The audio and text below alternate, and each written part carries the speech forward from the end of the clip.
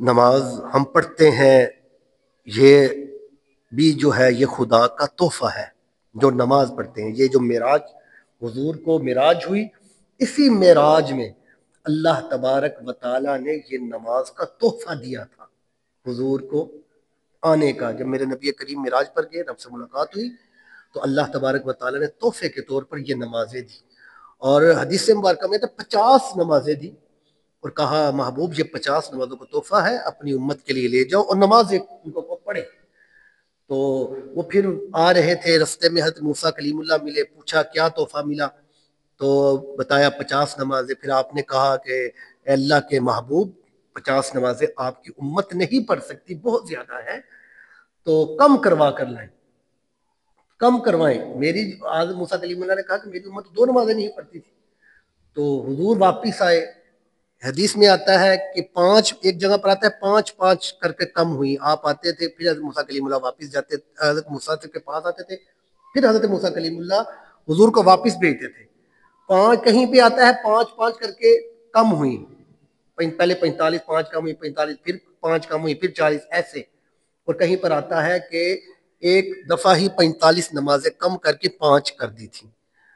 تو اللہ تبارک و تعالیٰ نے فرمایا تھا محبوب یہ 5 نمازیں اگر تیری امت میں کوئی بھی پڑھے گا تو اس کو 50 نمازوں کا ہی ثواب ملے گا۔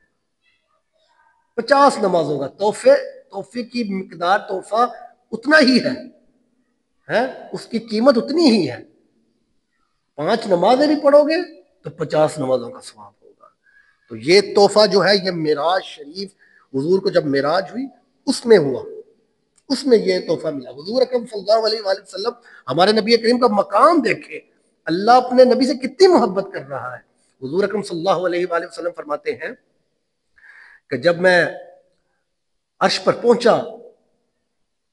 پہنچا تو رب کی بارگاہ میں جب میں پہنچا تو جب عرش آیا تو میں، حضور فرماتے ہیں کہ میرے ذہن میں تھا کہ جب موسیٰ کلیم اللہ کوہ طور پر جاتے تھے تو اپنا جوتا اتار کر کوہ طور پر چڑھتے تھے اور رب سے باتیں کرتے تھے، تو میرے ذہن میں تھا کہ میں جوتا اتار کر عرش پر آؤں اور رب سے ساتھ باتیں کروں۔ حضور فرماتے ہیں میں ابھی جوتا اتارنے لگا تھا تو رب نے فرمایا محبوب آپ جوتا نہ اتارے، جوتوں کے سمیت عرش پر آئے، آپ کے جوتے جو ہیں وہ عرش کو لگیں گے، عرش کی شان بڑھ جائے گی۔